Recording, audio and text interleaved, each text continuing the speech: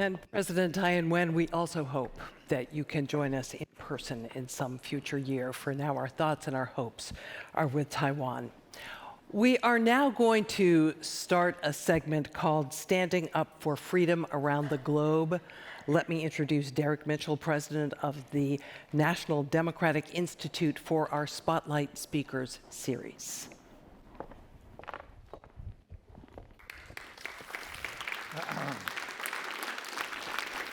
Good afternoon. Taiwan Jiao, for those who know. I'm really pleased to be here again this year. Those of you who may remember last year I was on this stage and I paid tribute to the former NDI chair, former Secretary of State Madeleine Albright, who had just passed away just a few weeks before this summit. I'm back on this stage actually on the date of what would have been her 86th birthday. There was no one who felt more passionately about the cause of democracy or more in awe of those who bravely fight and sacrifice to oppose the scourge of autocracy. And there was no one who understood better the essential role of women in that struggle in Belarus, in Sudan, in Myanmar, Hong Kong, and so many other places. So I believe she would be very proud of the two women I have the honor of introducing to you now for a couple TED-style talks. As many of you may know, I served as U.S. ambassador about a decade ago to Myanmar, when the country experienced a nascent opening marked by hope and promise. Subject to consistent military brutality, escalating after the February 2021 coup, I have come to view Myanmar today as the forgotten crisis. What is happening in Myanmar, in fact, is a domestic version of what we have been watching in Ukraine. A proud, indomitable people are fighting with everything they have to defend their sovereignty and freedom in the face of assault by a brutal, corrupt, and alien force. It is hardly a coincidence that the best friends of the Myanmar junta these days are found in the Kremlin. Meanwhile, I have said for years that the prospects of a peaceful, prosperous, and democratic Myanmar rests with empowerment of its women.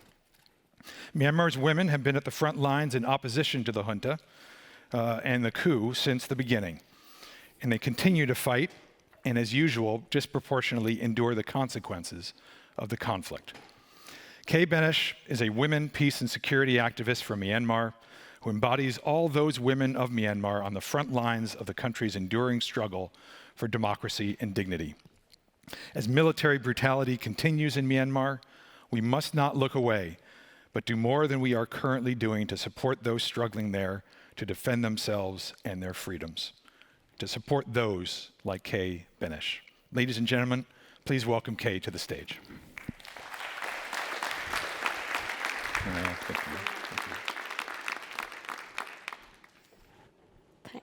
Thank you, Ambassador Derek Mitchell, and thank you, NDI, for providing a platform for me today, and the organizer of Copenhagen Democracy Summit and the people of Denmark. Thank you very much for giving Burma a place today. Before I start speaking, I would like to recognize the brave people of Myanmar who are risking their lives for freedom and democracy and to build a better and more inclusive future. Days before February 1st of 2021, the rumors about the military was going to take over the country swirl around the country. The next day, we woke up to the complete silence and darkness with all the internet and telecommunication cuts. My childhood nightmares, bad memories of military crashing down on the peaceful protesters and democracy movement back in 1988 resurfaced. The gains of the reform years during the quasi-democratic government seemed so threatened, but people took it to the street. People from all walks of life, doctors, nurses, engineers, students, farmers, and people were on the street staging nationwide protests and denouncing the military's attempted coup. Since then, they have been rejecting the military rules and demanding the restoration of democracy. But the military responded with brutal violence, leading to so many casualties. Over 5,000 have been killed so far. But it doesn't stop the people. People continue to defend their democracy and resist. Many democracy activists, organizers, human rights defenders were arrested and imprisoned. Some were tortured and killed. And some had to leave the countries without their family members. And some went into hiding. Women have been at the forefront of this movement, leading the protest and joining civil disobedience movement. Women we interviewed told us that they are not only fighting for democracy, they are aiming to leave federal democratic legacy for future generations. So encouraging. Over the last 2 years, women's human rights defenders, peace builders, like our own coalitions, play a crucial role in nation-building process. We ensure the meaningful participations of women and young girls. And we also provide gender analysis and gender equality agenda to be put in the policy and legal frameworks. At the same time, we are advocating for effective humanitarian aid deliveries. Likewise, ethnic resistance organizations are also, as they prepare for a future democratic federal country, they are upgrading their democratic institutions. They are putting in place good governance systems. At the same time, they have to meet the ever-increasing humanitarian needs of IDP populations flocking and coming to their control areas. So 2 years has gone by. The military brutality hasn't stopped. There is a nationwide terror campaign, burning down the villages, airstrikes, and killing civilians. But the zeals and commitments of people of Myanmar have been really encouraging in a sense that even today with this level of brutality, people stage flash mob events, they join in economic boycotts, they do online fundraising, as well as silent strikes. And some serve as a watchdog, as well as the critical voice to make sure that the movement, the resistance is still upholding the democratic principles. And some do the scenario planning to prepare for future. So Myanmar people, the people of Myanmar have done their part. We are worthy of international support, as Myanmar is a pivotal front line in the battle between authoritarianism and democracy in the Indo-Pacific region. Myanmar is similar to other places where democracy is under siege, such as Afghanistan, Hong Kong, and Ukraine, and so on. In the Indo-Pacific regions, we witness increasingly the rise in authoritarian form of governance to a varying degree, of course. We cannot compare in one broad stroke, but there is also a declining of civic space. So our friends in the regions are looking at us. Our democratic friends from the region, Indo-Pacific region, told us that they admire the grit and resistance of Myanmar people, and they also feel regret that they couldn't do more to help defend our democracy. So now in this summit, I feel like telling everyone that now is a time to strengthen our democratic solidarity effort, to stand in solidarity with the country facing democratic backsliding, democracy crisis. It is our collective duty to defend democracy anywhere in the world when it's threatened, anywhere. Not only in the global north, but also in global south. And by way of strengthening global democracy effort, we appeal to your support for pro-democracy movement around the world. We also urge you to provide protections, assistance, targeted assistance, practical needs of human rights defenders, democracy activists. Emergency relocations, visa processes, their children's educations, and so on. Not only moral support, practical needs are also very direly needed. And impose costs through targeted economic sanctions and strengthen civil society organizations who are defending the civic space in the very crucial countries where democracy is under attack. So we need your support and actions. I thank you for your attention.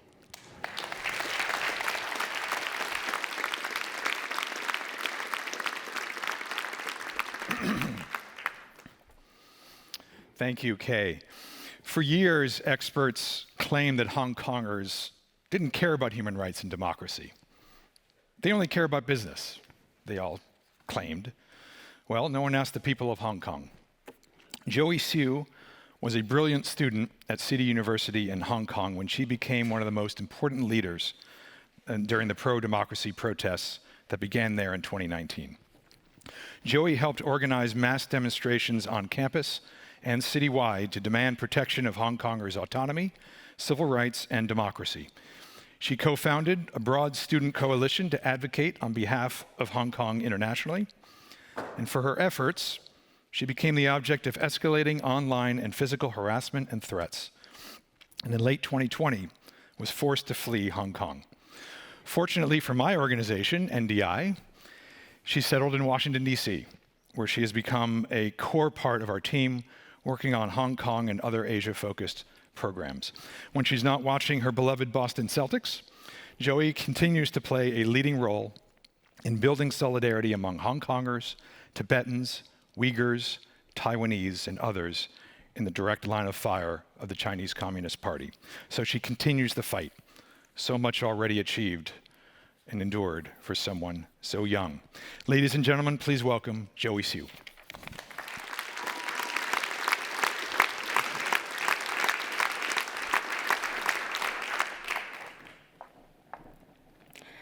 Hi, my name is Joey. I'm a human rights and democracy activist from Hong Kong. Long before I became an activist, NDI had maintained a very active presence in Hong Kong. The Institute collaborated with civil society partners, scholars, government officials, and legislators from across the aisle, including those from the pro-Beijing camp. However, it did not take long until the narrowing civic space in Hong Kong forced the Institute into making the very, very difficult decision to leave the city. In 2019, just a few weeks after Derek himself spoke in Hong Kong and called for Beijing to engage with and to listen to the pro-democracy voices, the People's Republic of China's government announced their sanctions against NDI. And as a result, our institute can no longer implement on-the-ground programs and had to cut off all contacts with our partners who are still in the city for their safety. And currently, we focus on supporting and uplifting the growing Hong Kong diaspora community in exile all over the world. During my conversation with my friends who are also in exile, a question often comes up. They will often ask, survival in exile, not to mention advocacy, is so hard.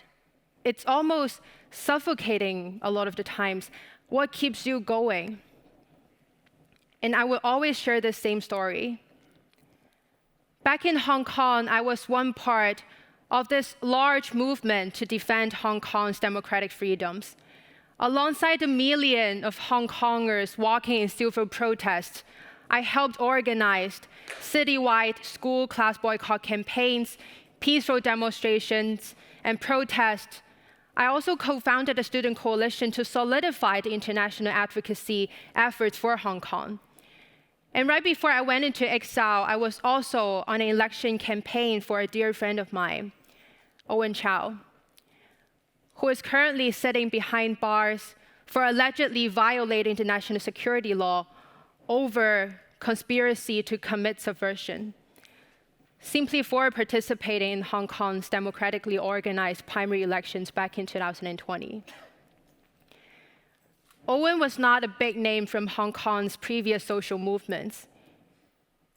He was one of those protesters who marched and fought for Hong Kong's freedoms back in 2019 anonymously. He was one of those many, many Hong Kongers who namelessly decided to step up and to do even more for Hong Kong, this city, this piece of land that we all love so, so deeply.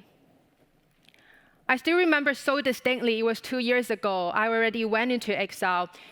It was after a long day of work meetings with international partners that I received this one-word message from a former campaign staff.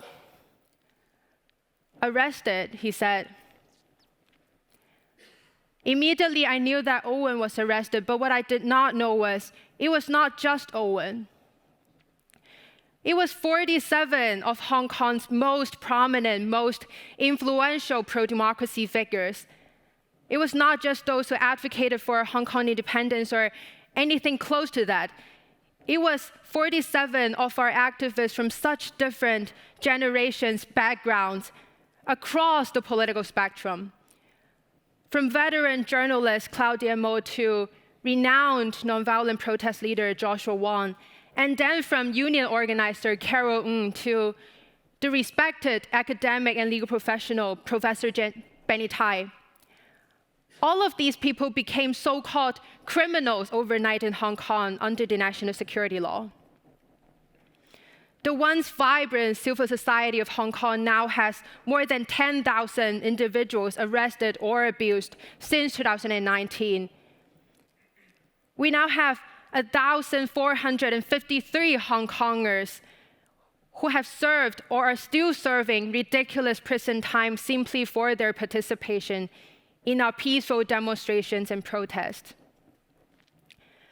The pile of shame that you see outside by the entrance, it was created to remind us of the shameful events which must never happen.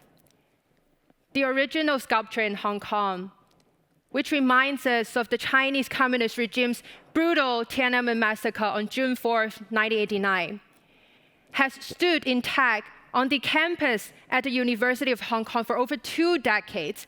And now, it was removed and seized by the police because it was deemed a threat to national security. And that is the Hong Kong today.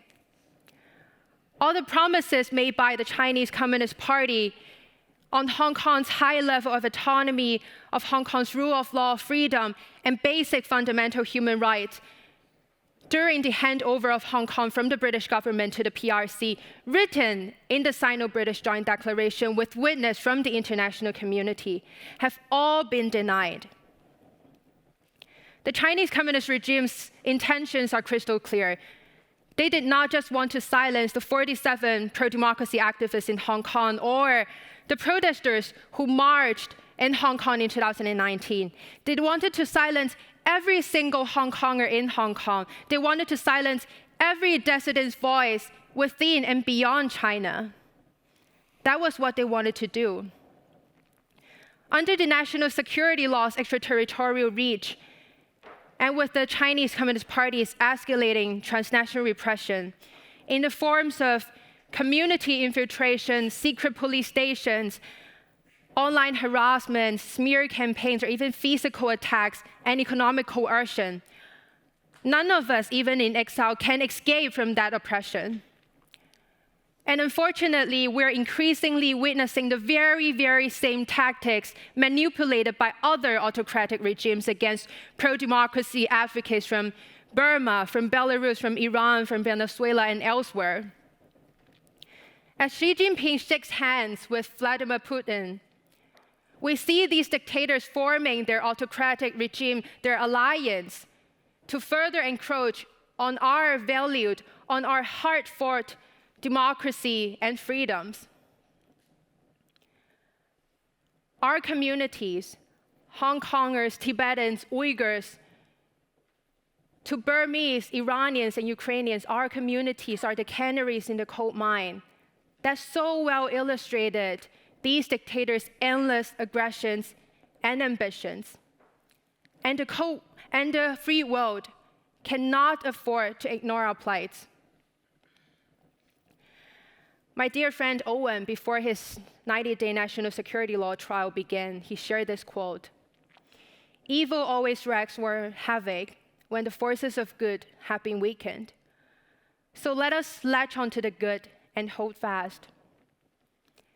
And with that, I ask all of you here and all those who are watching from online to latch onto the good, to continue to work for the release of Owen and my other friends who are imprisoned in Hong Kong right now, to continue to stand in solidarity with the people of Ukraine who are now on the battlegrounds against Russia's invasion, with the people in the streets of Iran chanting "Women, Life, Freedom," and with the women activists and protesters who are courageously standing on the very front lines against the military government in Burma.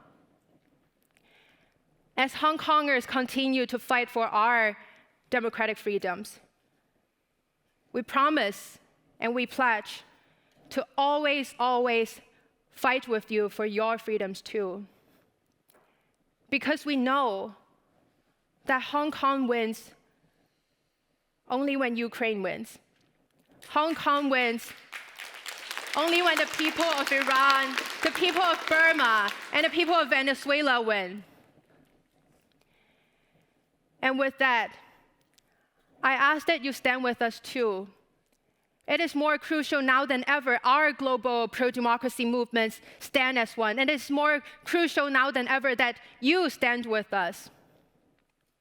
And with that, let us continue to fight together, to fight in solidarity, shoulder to shoulder and hand in hand, until we all win, until we truly win. In solidarity.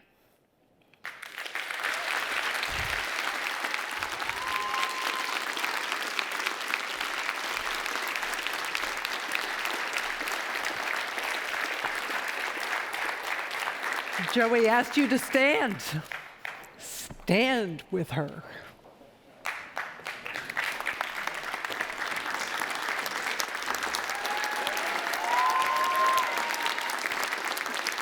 So proud. So proud. We've talked some about economic coercion during the day today. There is an example of it that's quite tangible. In Beijing, you can no longer buy a couple of products from Taiwan, pineapple cakes and Taiwanese beer. But in an effort to push back on that, we have those items available for you during the break. You can have Taiwanese beer and Taiwanese pineapple cake. I urge you to take advantage of it, and then I urge you to come back. We're going to start talking about technology with somebody very prominent, and we're going to have a Cracker Jack performance from Bobby Wine. I got to watch him rehearse yesterday. It's going to be great. So we'll see you in just a little bit. Enjoy.